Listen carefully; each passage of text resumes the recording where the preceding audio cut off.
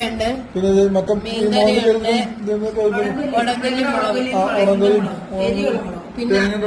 അച്ചാറുണ്ട്. ആർക്കൊക്കെ തിന്നാൻ വേണ്ടിട്ട് വേണമെങ്കിൽ തിന്നാം, ഓപ്ഷനിലാണ്. എനിക്കുണ്ട് കപ്പയും മീൻകറി ഇവിടെ ഇരിപ്പുണ്ട്. ആർജെ കഴിച്ചിട്ട് എങ്ങനെയുണ്ടെന്ന് പറയട്ടെ. ആർജെ കഴിക്കും ഞാൻ കാണിച്ചു.